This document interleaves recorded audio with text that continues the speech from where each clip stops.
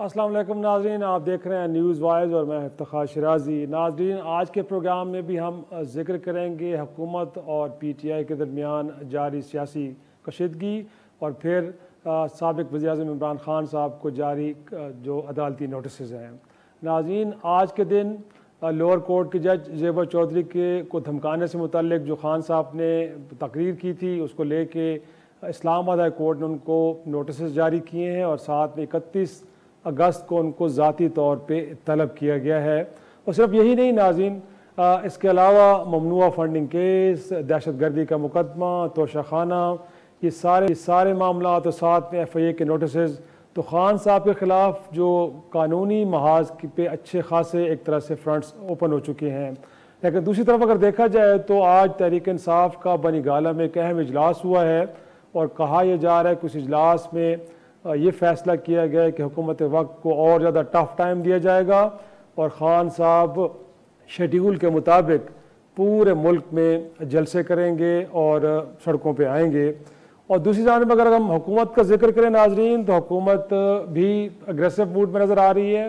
वज़ीर दाखिला साहब फरमा रहे हैं कि अब लगता ही है कि इमरान ख़ान की गिरफ़्तारी जो है उनके लिए कुछ मामला आसान होता हुआ नज़र आ रहा है और उन्होंने ये कहा है कि बिलखसूस जो दहशतगर्दी का मुकदमा है उसमें हुकूमत वक्त अदालत में जो बेल बिफोर अरेस्ट की शदीद मुखालफत करेगी और अगर ये उनकी अपील मुस्तरद होती है गोया कि इमरान ख़ान साहब की, तो फिर इसमें कोई ताख़ीर नहीं की जाएगी, ख़ान साहब को फौरी तौर पर गिरफ़्तार किया जाएगा। और साथ साथ हुकूमत वक्त तोशाखाना रेफरेंस में भी भरपूर एक तरह से मुहिम चला रही है और कोशिश ये है कि इस मामले में इमरान ख़ान साहब को इलेक्शन कमीशन से नाअहल कराया जाए। नाज़रीन, अब देखना ये है कि तहरीक इंसाफ की स्ट्रेटजी के साथ आगे बढ़ेगी। अगरचे आज फैसला हुआ है कि वो स्ट्रीट्स पे आएंगे, लेकिन क्या कानूनी महाज पे भी वो अपनी जंग इसी ज़ोर शोर के साथ लड़ते रहेंगे या जैसे ख़ान साहब FIA के सामने पेश नहीं हो रहे, मुमकिन है कि 31 अगस्त को अदालत में भी ना जाएँ। और साथ में हुकूमत वक्त क्या स्ट्रेटजी अपना रही है, क्या वो PTI के सरबराह को कानूनी तरीके से सियासी मैदान से बाहर कर पाएगी कि नहीं। आज हमारे साथ पैनल मौजूद है। अंदलीब अब्बास साहिबा, आपका ताल्लुक पाकिस्तान साहब से, आप सीनियर रहनुमा हैं, हम उनका ज़रूर और साथ में हमारे साथ होंगे सेनेटर कामरान मुर्तज़ा, आप भी JUFA से आपका ताल्लुक है और आप सीनियर रहनुमा हैं। एक छोटा सा नाज़रीन ब्रेक लेते हैं और ब्रेक के बाद वापस आएंगे तो अपने मेहमानों से गुफ्तगू का आगाज़ करेंगे। प्रोग्राम में एक बार फिर खुश आमदेद।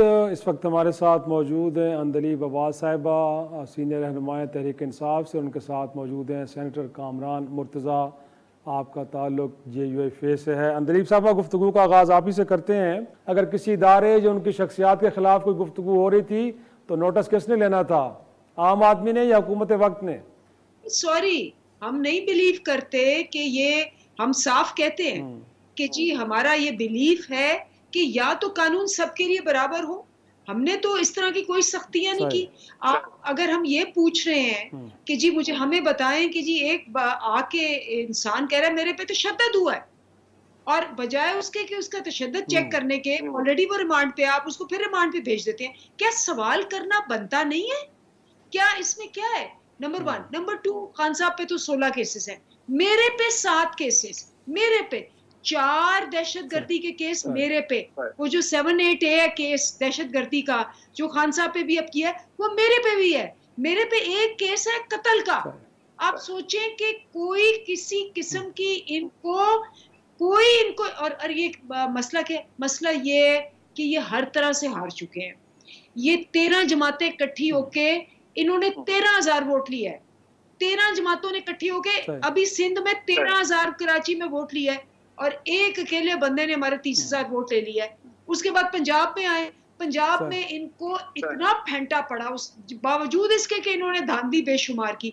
ना ये इंतखाबात से जीत सकते हैं, ना ये अवाम में जा सकते हैं, ना ये चेहरा दिखा सकते हैं, ना ये गवर्न कर सकते हैं। मुल्क का बेड़ा गर्क कर दिया इन्होंने। 42% इन्होंने महंगाई की हुई है। Point taker. मैं थोड़ा सा चाह रहा हूँ कामरान साहब भी थोड़ा सा रिस्पॉन्ड करें ना, उनकी जमात में हुकूमत कैसा है। कामरान साहब, इनफैक्ट अंदलीब साहब की गुफ्तगू से तो लग रहा है कि इन तमाम केसेस की जो नेचर है बड़ी पॉलिटिकल है। गोया कि कोई बनता नहीं है कि आप ये मुकदमात करें। लेकिन मैं ये जानना चाहूँगा, आप लॉ के भी एक्सपर्ट हैं, तो क्या लगता है खान साहब के लिए अब लीगल फ्रंट्स के ऊपर मुश्किलात काफ़ी संजीदा हैं और उनको इस हवाले से सजाएं हो सकती हैं?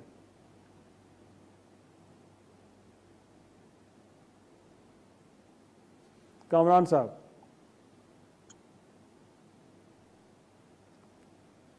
मेरा ख्याल में उनको शायद आवाज़ उनकी नहीं आ रही। अंदलीब साहबा, इनफैक्ट अब क्या स्ट्रेटजी क्या है? क्या अगर आप कह रही हैं कि ये केसेस पॉलिटिकल नेचर के हैं, तो क्या हम ये समझें कि फिर जो नोटिस जारी हो रहे हैं, FIA में तो खान साहब नहीं गए, पेश नहीं हुए, उनका ख्याल है कि उनका दायरा कार ही नहीं है, वो नहीं सुन सकते, नहीं पूछ सकते, बट ये अब अदालत की जानिब से जो नोटिस है कि इसको लेके भी आज कोई डिस्कस डिबेट हुआ है बनीगाला में, खान साहब 31 को जा रहे हैं और जाएंगे, अदालत में पेश होंगे कि नहीं, इधर भी वही रवैया अपनाया जाएगा जो FIA के मामले पे था?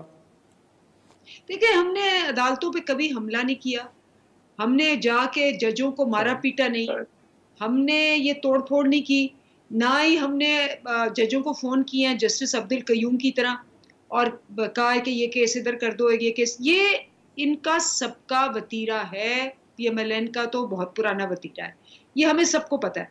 हमने अदालतों से, हाँ, इख्तलाफ राय हमारा हक है, और आप ये देख लें कि सारी दुनिया शॉक्ड हो गई है, क्या BBC, तो क्या वॉशिंगटन पोस्ट, तो क्या CNN, तो क्या TRT, सारी दुनिया, हद तक के यूनाइटेड नेशंस के हेड ने ये कह दिया है कि ये फ्रीडम ऑफ प्रेस पे क्या हो रहा है। आप लोगों को उठा के, उनको नंगा करके, उनकी फेंटियां लगा के आप कह रहे हैं कि जी देखें, अगर आप बोलेंगे तो आपके साथ ये होगा। मैं कानूनी बात पूछती हूँ, आपने उठाया शहबाज गिल को किसी भी चीज पे, जो भी उसने बात की, आप उसको 5 घंटे क्यों गायब किया? आपके पास ना वारंट था, ना आपने एडमिट किया कि वारंट नहीं था, 5 घंटे आप लेके उसको गायब हो गए। उसके बाद आपने तशद्दुद किया, आपने उसके साथ उसको फेंटियां लगाई, उसके साथ जो कुछ हुआ। वैसे माजरत के साथ PTI के दौर में भी लोग गायब हुए और तो वो तो बेचारे कई दिनों बाद पता चला कि हैं कहाँ पे। कुछ हमारे साफी दोस्त भी थे, कुछ इस तरह के सोशल मीडिया के भी। लेकिन मैं थोड़ा सा कामरान साहब, क्योंकि उनके साथ लाइन हमारी कनेक्ट हो गई, तो कामरान साहब मैं आपको शरीक गुफ्तगू करना चाहूँगा। सर, अभी तक जो अंदलीब साहब को हम सुन रहे हैं, उनका तो ख्याल ये है कि तमाम जो केस हैं वो दहशतगर्दी का मुकदमा हो, तौहीन अदालत हो या कुछ और हो, ये सारे सियासी केसेस हैं, गोया कि इनकी बेस कोई नहीं है। बट बतौर लॉ एक्सपर्ट आप क्या समझते हैं कि खान साहब के लिए लीगल फ्रंट्स के ऊपर काफ़ी संजीदा जो एक तरह से मसाइल हैं, और हो सकता है कि इन तोशाखाना हो या फिर तौहीन अदालत उनको सजा हो सकती है? बाकी मुकदमात के लिए अगर ये गिला करने के वो गवर्नमेंट की तरफ से या गवर्नमेंट ऑफिशियल की तरफ से बनाए गए हैं, तो वो तो मुमकिन है कि वो गिला जो है ना वो दुरुस्त भी हो सकता है और गलत भी हो सकता है। मगर बात ये है कि यहाँ पे जो है वो कोर्ट ने भी इनको शो काज नोटिस जारी किया, सिंपल नोटिस भी नहीं है बल्कि शो काज नोटिस है। तो कोर्ट की तरफ से शो काज नोटिस से गिला कोई बनता नहीं है, वो गिला शायद वो बजाते खुद तरीके कंटेम्प्ट बन जाएगी। तो इसको इनको प्रॉपरली। जी जी हेलो, जी आवाज आ रही है सर? आवाज आ रही है जी कंटिन्यू प्लीज। हाँ, तो वो बजाते खुद एक और कंटेम्प्ट बन जाएगी। तो इनको जो है वो अपनी जुबान को दुरुस्त करना चाहिए।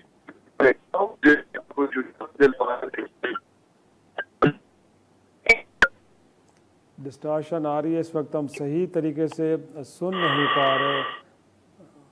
जी जी जी जी जी अंदलीब साहिबा, इनफैक्ट अब थोड़ा सा मेरा ख्याल में लगता ये है कि इस वक्त जो सिचुएशन, तो डिमांड यही कर रही है कि इसको ज़रा कूल डाउन किया जाए। इस वक्त मुल्क के अंदर बड़ा एक हिस्सा जो है वो सैलाब की नज़र हो चुका है, लोग बड़ी मिजरेबल कंडीशन में हैं। बट इस्लामाबाद के अंदर बिलखसूस जो पॉलिटिकल टेम्परेचर है वो बड़ा ऊपर जा रहा है बजाय नीचे आने के। तो कुछ लोगों का तकाजा ये भी है कि इस वक्त सियासतदान सिर्फ एक सेल्फ सेंटर्ड होकर सियासत कर रहे हैं, उनको अवाम का तो कोई ख्याल ही नहीं है। तो कुछ इस हवाले से भी बात हुई है, क्योंकि बहरहाल KP में, पंजाब में, GB, कश्मीर, वहाँ पे PTI की हुकूमतें हैं, तो एक तरह से आप भी हुकूमत का हिस्सा तो हैं। देखिए, आप बिल्कुल सही कह रहे हैं कि आप एक हुकूमत देखिए, इसमें 13 पार्टियां, ठीक है, उन 13 पार्टियों ने बिजली का क्या किया? उन 13 NDA में किसके नीचे? NDA में उनके नीचे। इन्होंने क्या किया सिंध का? इन्होंने क्या किया, सारे सैलाब जहां जहां आए, बिकॉज बेसिकली तो इनके नीचे है। अगर ये सारे 13 बैठ के सिर्फ रात को ये सोचते हैं कि सुबह इमरान खान पे क्या केस करना है, और फिर सुबह उठ के अपनी लूटमार दोबारा शुरू कर देते हैं और फिर लोगों को उठवाते हैं। आपने कहा कि जी हमारे जमाने में भी ये हुआ, लेट मी करेक्ट यू। हमारे जमाने में जब भी ऐसी कोई बात हुई, जैसे ही खान साहब ने कहा कि जी मैंने नहीं कहा, लेकिन फौरन इंक्वायरी बिठवाई और लोग बरामद करवाए, निकलवाए। ये बिल्कुल ट्रूथ है, आपको भी पता है। हर दफा जिन जिन के नाम आपने लिए वो वापस आए, और वो तब वापस आए जब खान साहब ने पर्सनल हुक्म दिया। मुझे बताएं कि इस वक्त ये जो हालात हैं, जिसमें आप जमील फारूकी को उठा रहे हैं, जिसमें आप शहबाज गिल को उठा रहे हैं, जिसमें आप क्या नाम है इमरान रियाज खान को उठा रहे हैं, क्यों उठा रहे हैं? कि वो जी आप वो सच बोल रहे हैं। जब आप ऐसी हरकतें करेंगे तो यूनाइटेड नेशन से लेके सारी दुनिया को पता है कि ये क्या हो रहा है। सब कमेंट कर रहे हैं कि भाई दहशतगर्दी के पर्चे आप लगा रहे हैं। मेरे पे आप बताएं 7-8A क्या लग सकता है, मुझे बताएं। 7-8A दहशतगर्दी का पर्चा अंदलीब अब्बास पे, मुझे बताएं क्या तुक है इसकी? क्या आप मतलब खवातीन को छोड़ा आपने? यही नुकता, ये हुकूमती नुमाइंदे मौजूद है ना कामरान साहब, ये वाकई अंदलीब साहब का ये नुकता तो ठीक है ना कि उनके ऊपर दहशतगर्दी की दफात आपने लगा दी है। देखिए इन्होंने मुकदमा कोई टीवी पे तो नहीं लड़ना आपके सामने, या मैं हुकूमती नुमाइंदा उसमें उस सेंस में नहीं हूँ। मैं हुकूमती पार्टी का एक फर्द जरूर हूँ, मगर हुकूमती नुमाइंदा उस सेंस में नहीं हूँ। जो फोरम है उन फोरम पे जाइए, अगर वो झूठी FIR है उसकी क्वाशमेंट के लिए जाइए, और अगर अदालतें बैठी हुई हैं, अदलिया आजाद है, वो जाके उस आजाद अदलिया के पास जाके उसको क्वाश करा लें। और अगर वो क्वाश नहीं होता तो इसके मतलब ये हुआ कि प्रमाफशाही वो FIR दुरुस्त है, और या आपने अगर उसको जो ना वो कंसीड किया होगा या आप उसको चैलेंज नहीं करते या करती, तो इसका मतलब है कि वो FIR दुरुस्त है। आप उसको खुद चैलेंज नहीं करना चाह रहे, क्योंकि उसके बाद जो ना जो उसका रिजल्ट आएगा उसके ऊपर फिर स्टैंप हो जाएगा कि ये दुरुस्त था सारा कुछ। तो या तो उसको कंटेस्ट आप करेंगे, दो तरीके हैं ना जी। एक तरीका तो ये है कि आफ्टर सबमिशन ऑफ चालान आप उसको ट्रायल कोर्ट्स में चैलेंज करें और उसको कंटेस्ट करेंगे, और दूसरा तरीका ये है कि आप डायरेक्ट चले जाइए क्वाशमेंट में। क्वाशमेंट में क्या चले गए आप लोग? नहीं गए तो आपने कंसीड किया हुआ है कि ये सारा कुछ जो कुछ हुआ है दुरुस्त है। सही। तो गोया कि अदालतों को अवॉइड करना मसले का हल नहीं। छोटा सा ब्रेक लेते नाज़रीन, ब्रेक के बाद मेहमानों से गुफ्तगू किसी बढ़ाते हैं। प्रोग्राम में एक बार फिर खुश आमदेद। अंदलीब साहबा, शायद आपको देखा हुआ मीडिया स्क्रीन के ऊपर कि आज 2 और पर्चे भी हो गए हैं। एक तो दफ़ा 144 का जो वायलेशन है उसमें इमरान खान साहब PTA की क़यादत, शेख रशीद साहब, और फिर रात गए गुज़श्ता रात शहबाज गिल साहब के जो लॉजेस में कमरा उसके ऊपर रेड किया गया, वहाँ से भी कुछ गैर कानूनी असला निकला है। तो क्या कहें, इसे भी अब कहें कि पॉलिटिकल नेचर के केसेस हैं, अगरचे खान साहब रूल ऑफ लॉ की बात करते हैं। दफ़ा 144 था तो जाहिर सी बात है उसकी पाबंदी उनको करनी चाहिए थी, या फिर शहबाज गिल साहब और राना सनाउल्लाह साहब के मामले में तो कोई सबूत सामने नहीं आया था जब उनको पकड़ा गया था, बट यहाँ तो गैर कानूनी असला उनके कमरे से बरामद हुआ है। क्या कहेंगे? और मीडिया भी साथ गया है, दिखाया गया है। वो एक जब आप क्विज करते हैं ना तो वो आपको मल्टीपल चॉइस में आती है A, फिर B चॉइस आती है, फिर C, फिर आता है ऑल ऑफ द अबव। तकल्लुफ क्या कर रहे हैं ये सारे मिलके? 15 पूछू के मुरब्बे और ये इनके इदारे और सारे मिलके ऑल ऑफ द अबव कहते हैं। कहें जी जितने भी मुकदमे हैं सारे कर दो, अंदलीब पे भी कर दो, इमरान पे भी कर दो, सब पे कर दो। इनको क्यों इतना तकल्लुफ करते हैं? और बार बार इनको मेरे ख्याल तकलीफ भी होती होगी। कहें कि जी जो मुकदमे हैं, जो जराइम हैं, मैं दहशतगर्द हूँ, मैं कातिल हूँ, कोई और भी बताएं, मैं कोई और भी डाकू भी मुझ पे कर दे, बाकियों पे भी कर दे, सारे मुकदमे कर दे। जितने मुकदमे ये कर रहे हैं, एक तो अब इंटरनेशनली ये जग हसाई हो रही है इनकी, और दूसरा रिडिक्यूलस हो गया ना, ये तो बिल्कुल ही जिसको कहते हैं कि मज़गा खेज हो गया कि आप रात को बैठ के देख रहे हैं कोई, जैसे खान साहब ने कहा था ना डायरी उठा के कि कोई रह तो नहीं गया, तो मैं भी यही कह रही हूँ, खान साहब भी ये कह रहे हैं कोई रह तो नहीं गया मुकदमा, वो भी कर दे। तो करें, जितना करेंगे उतना ये अया होंगे, उतना इनकी, आप सोचें कि इनकी ज़हनी हालत इस वक्त क्या है। ये इंतखाब लड़ नहीं सकते, ये हुकूमत कर नहीं सकते, ये जिसको कहते हैं किसी किस्म की इनकी आलमी, ये ना इकोनॉमी रन कर सकते हैं, ऐसी तो कोई ये बात ही नहीं कर सकते। इसलिए इनके लिए ये सही। सारी बातें जो हैं वो बिल्कुल एक जिसको कहते हैं फजूल किस्म की हैं, तो इनको करने दें। अब मैं तो कहती हूँ कि 10 और करें, सुबह तक शायद हो गए हो। सही।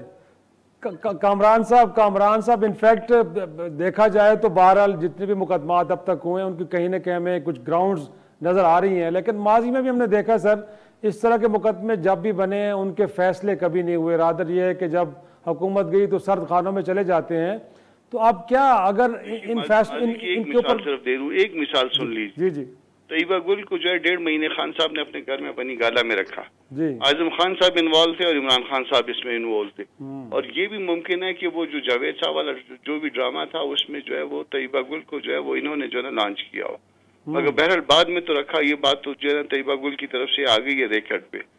तो जब इस तरह से इमरान खान साहब खुद करते रहे हैं दूसरों को ब्लैकमेल करने के लिए, उनको नैब के केसेस में फंसवाने के लिए, तो अब वो दूसरों के साथ क्या गिला कर रहे हैं? अच्छा केस दर्ज हुआ है, झूठा केस दर्ज हुआ है, गलत हुआ है, कोर्ट के रास्ते खुले हुए हैं, कोर्ट कभी बंद नहीं हुई है, कोर्ट के जो है इख्तियारात कभी जो है सलब नहीं किए गए। अभी चाहे चैलेंज कर लें, उसको सुबह जो है क्वाशमेंट फाइल करें कि जी ये झूठा मुकदमा क्वाश हो जाएगा, इसमें अभी चले जाएं और जाके कहें कि जी इसका कोई सब्सटेंस नहीं है, अभी क्वाश हो जाएगा। तो इस तरह से जो है ना उसको जो है ना जो इनके खिलाफ मुकदमे होते हैं वो झूठे होते हैं, जो इनकी तरफ से तैयबा गुल को 1.5 महीना घर में बिठा के जो है ना उनसे जो कुछ करवाया जाता है वो सच्चे होते हैं। तो इस तरह से जो है वो दूसरों के बारे में कि इनको जो नजर आता है वो सारा कुछ उस तरह से नहीं हुआ करता। इन्होंने नैब का जिस तरह से इस्तेमाल किया, जिस तरह से जावेद साहब इस अरसे में उनके ब्लैकमेल हुए हैं, और ये मामला जो है ना वो तैयबा गुल के उससे शुरू हुआ था और उसके बाद वो तैयबा गुल वाली वो जो ऑडियो और वीडियो थी वो फिर चलवाई गई है, वो एक टीवी चैनल से वो चलवाई गई है। और उस चलवाने के नतीजे में फिर हुआ क्या, फिर इनके लोग जो ना वो सारे पाक और पवित्र हो गए, बाकी दूसरे जो ना वो गंदे हो गए। उसके बाद जो ना वो लेकिन वो खान साहब तो सबसे बड़ा गिला यही है, वो कहते हैं नैब मेरे कंट्रोल में नहीं था, अगर कंट्रोल में होता तो और किस तरह से कंट्रोल करते, एक बेचारी तैयबा गुल से कंट्रोल करवा लिया उन्होंने पूरे नैब को। सही सही। लेकिन ऑन सीरियस नोट, इनफैक्ट अगर इन केसेस का कोई फैसला नहीं होता तो कल को पीटीआई इन केसेस को पॉलिटिकल केसेस कहने में हक बजाने होगी। कामरान साहब मैं आपसे जानना चाह रहा हूं। नहीं, इसका कोशिश करेंगे कि इसका फैसला जो ना महीने 2 महीने में हो, ताकि जो ना वो इनको जो है ये मौका ना मिले कि ये जो ना पॉलिटिकल केसेस थे, बल्कि तमाम केसेस जो है ना वो फाइनलाइज करवाने की कोशिश करेंगे। मैं गवर्नमेंट को जाके जो इससे रेलेवेंट लोग हैं उनको जाके खुद उनको अर्ज करूंगा दस्तबदस्ता कि इन केसेस को फास्ट ट्रैक पे डाल दें, और फास्ट ट्रैक पे डालने में जो ना वो महीना 2 महीने में ये तमाम तर केसों का फैसला होना चाहिए। फिर वक्त जो कंटेम्प्ट्स हैं यहाँ पे भी है, कंटेम्प्ट जो है ना वो उसमें इलेक्शन कमीशन में भी है, और वहाँ पे ये 3-3, 4-4 हफ्ते के लिए उन चीज़ों का जवाब मांग रहे हैं जो इनसे मुतल्लिक है। इनको अपने बारे में मालूम नहीं है, वो अपने बारे में कागज़ लेने के लिए 3 हफ्ते की दरख्वास्त आती है कि जी वो हमने कागज़ लेने हैं। किसके बारे में लेने हैं? जी वो हमने अपने बारे में कागज़ लेने हैं। हमने किसको बुलवाना है? जी वो हमने अपने अकाउंटेंट को बुलवाना है। तो फिर वक्त तो जो है ना फास्ट ट्रैक पे डालने में ये बजाते खुद रुकावट है। वो एक केस वो आपको याद है, वो 8 साल इन्होंने जो है ना वो खींचा, हर रोज स्टे के पीछे चलते रहे, तो वो भी पॉलिटिकल कहते थे ये केस है, मगर आ गई ना अल्टीमेटली फाइंडिंग। और डिले कर रहा था कौन, कर रहा था ये कर रहे थे, स्टे के पीछे कौन छुपता था, ये छुपते थे। अच्छा, लास्ट मिनट अंदलीब साहब, अगर ये तैयबा गुल वाले मामले पे आप रिस्पॉन्ड करना चाहें तो। देखिए, मैं तो कह रही हूँ कि ये इनको जाके अब किताब खत्म हो गई, कोई केस नहीं रहा, और इन्होंने माशाल्लाह नैब को ख़त्म ही कर दिया। इन्होंने खुद आके, इनके जो बेस्ट फ्रेंड है खुरम दस्तगीर, उन्होंने आके कहा जी हमने तो इसलिए हुकूमत हटाई क्योंकि हमारे नैब के केस सारे मैच्योर हो जाने थे और हमने जेलों में होना था। तो ये इनकी लोग, देखिए मैं बार बार एक ही चीज़ कहती हूँ, मैं आप ये जो बैठे हुए ना, हम बहुत पीछे रह गए। 22 करोड़ अवाम को आपने बेवकूफ़ समझा हुआ है। वो आगे निकल के मेरे आपकी प्रोग्राम ख़त्म होने से पहले सारे कच्चे छठे यूं करके दिखाते हैं वो, और इसीलिए जब ये आते हैं प्रोग्रामों में और बैठ के तवत्तर से झूठ बोलते हैं और केसेस पे केसेस कर रहे हैं, जो मैंने तो कहा 10 रह गए वो भी कर लें। अवाम इस वक्त इनकी बातों में नहीं आ रही इनके हाथ से जो सबसे बड़ी ताकत है अवाम निकल गई है। ये समझते हैं इनके पास अदालतें इनके हाथ में है, ये समझते हैं अदारे इनके हाथ में है, ये समझते हैं पुलिस इनके हाथ में है, ये समझते हैं इस दुनिया का दौलत और रिसोर्सेज और मशीनरी इनके हाथ में है। लेकिन जो अल्लाह की ताकत के बाद जमहूरियत की ताकत होती है वो अवाम होती है, वो इनके साथ नहीं है। जो मर्जी कर लेंगे, जो मर्जी बयान दे लें यहाँ बैठ के, जिस तरह से मर्जी केस कर लेंगे, ये अवाम को शिकस्त नहीं दे सकते। ये अवाम के खिलाफ खड़े हैं, और जब आप अवाम के खिलाफ खड़े होते हैं ना, तो आपको हमेशा मुंह की खानी पड़ती है। जितना मर्जी ये इदारों के पीछे छुप जाएं, जितना मर्जी उनकी बूट पॉलिश कर लें। बहुत शुक्रिया अंदलीब साहबा, क्योंकि ख़त्म हो रहा है। आपका शुक्रिया, सेनेटर कामरान मुंतज़र आपका भी शुक्रिया। नाज़रीन, एक छोटा सा कमर्शियल ब्रेक लेंगे और ब्रेक के बाद कल शहबाज गिल साहब के जो फेडरल लॉजेस के अंदर रूम है उस पर रेड हुआ, वो रेड किसके कहने पे हुआ, क्यों हुआ और मीडिया को साथ ले जाने की वजूहात क्या थी। एक छोटी सी ब्रेक। प्रोग्राम एक बार फिर खुश आमदेद नाज़रीन। गुज़श्ता रात अचानक शहबाज गिल साहब को जिस वक्त ज़ेर हिरासत है इस्लामाबाद पुलिस के, उनको हथकड़ियों में ले जाया गया और फेडरल लॉजेस में जो उनका कमरा था उस पर रेड किया गया।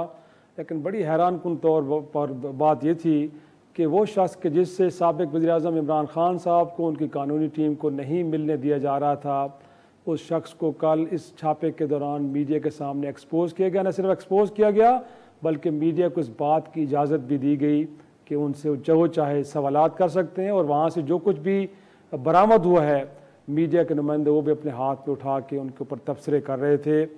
तो कल कोशिश तो हमने की, रात गए कि हम जाएं। बड़ी हैरान कुन बात ये थी कि कल आईजी इस्लामाबाद को भी इस छापे का इल्म नहीं था। तो ये छापे का हुक्म किसने दिया, ज़रूरत क्यों पेश आई, और फिर में इस को मीडिया के सामने क्यों लाया गया। हमारे साथ मौजूद हैं शकील करार, इस्लामाबाद डॉन के सीनियर सहाफ़ी नुमाइंदे, उनसे जानते हैं। शकील, क्या कहेंगे, कल का ये जो वाक़या हुआ है ये आपको लगता है कि अकॉर्डिंग टू SOPs ऐसे ही होना चाहिए था कि मीडिया टीम को साथ लेके जा रहे हैं? हाई प्रोफाइल बगावत के मुकदमे का एक कैदी आपके पास था और आप उसको लेके चले हैं साथ। तो शायद साहब उसमें एक्चुअल ये हुआ है कि रात 10 बजे के करीब टीम निकली है शहबाज गिल को लेकर, और वो शहबाज गिल को रखा गया था CIA में। अच्छा। थाना कोसार में नहीं था जहाँ मुकदमा दर्ज है, वहाँ से लाया गया। SSP इन्वेस्टिगेशन की सरबराही में फ़रत अब्बास काज़मी लेकर आए। तो बाहर एक TV चैनल का एक रिपोर्टर कैमरामैन मौजूद था, फिर उसके थोड़ी के बाद दूसरा आ गया, फिर तीसरा आ गया।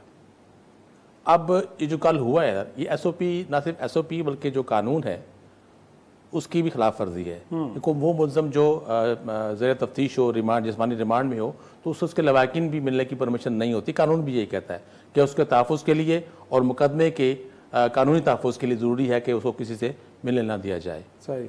लेकिन ना सिर्फ मिलने दिया गया बल्कि मीडिया से वो ऐसे बातचीत कर रहे थे जैसे रूटीन में वो मीडिया टॉक करते हैं, प्रेस कॉन्फ्रेंस करते हैं। तो ये बड़ी हैरानकुन बात थी। और ये बात कहना कि IG के इस्लामाबाद तक वो बेखबर थे, ऐसा नहीं है। वो मुकम्मल बाखबर थे, उनको मालूम था कि कौन सा अफसर कहाँ जा रहा है, क्या कर रहा है। ऐसा नहीं होता कोई भी। तो मसलतन कह रहे थे कि उनको इल्म नहीं है कि ये क्या कुछ हो रहा है। वो तो देखें, जब पहला मुकदमा हुआ इमरान खान के खिलाफ, शहबाज गिल के खिलाफ, उस वक्त भी वो आधा घंटा पहले तक यही कहते रहे कि कोई FIR नहीं हो रही है। लेकिन आधे घंटे के बाद आपके पास कापी आ गई थी, मेरे पास भी आ गई थी। तो यही वही SSP वही IG थे, तो उस वक्त भी वो झूठ बोलते रहे। कल रात भी यही झूठ बोलते रहे हमसे कि ऐसा कोई वाक़या नहीं, ऐसा कोई वाक़या नहीं है। ये असल में इन्होंने पुलिस से ही किसी ने ये खबर लीक की चैनल को, वहाँ से फिर आगे 2 चैनल को और चली गई।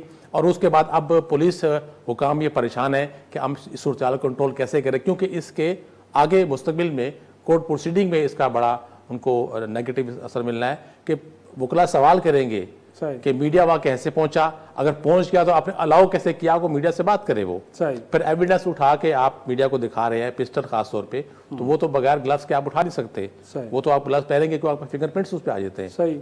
तो आज को जो आपने जानने की कोशिश की है इंस्पेक्टर जनरल पुलिस से या बाकी लोगों से कि SSP इन्वेस्टिगेशन साहब किससे पूछ के लेके गए थे कैदी को, और साथ में फिर मीडिया को जिन्होंने अलाउ किया, तो कुछ इस हवाले से गुफ्तगू हुई है आपसे किसी? देखिए, वो सुबह से IG इस्लामाबाद और बाकी अफसरान जो है वो गोलमोल बातें कर रहे थे, वादे नहीं कर रहे थे। वो उन्होंने ये कहा कि जी ऐसा नहीं होना चाहिए था, लेकिन उस पर अभी तक ऑफिशियली हमें ज़ुबानी कहा गया है कि ऑफिशियली हम इस पर इंक्वायरी करेंगे, लेकिन अभी तक ऑफिशियली कोई इंक्वायरी इस पर इनिशिएट नहीं हुई है कि आया देखा जाए कि ये वो मीडिया वहाँ कैसे पहुँचा। अगर पहुँच गया पार्लियामेंट लाजिज़ में बगैर किसी परमिशन के आप अंदर दाखिल नहीं हो सकते, कोई भी मीडिया हो। फिर उसके बाद कमरों में दाखिल होना, कमरों में दाखिल होने के लिए भी जो वहाँ मकीम है या इंतजामिया है वो अलाउ करती है तो आप अंदर जा सकते हैं उस कमरे में, उस फ्लैट में, अदरवाइज नहीं जा सकते आप। तो वो वहां तक मीडिया उस कमरे तक कैसे पहुंचा?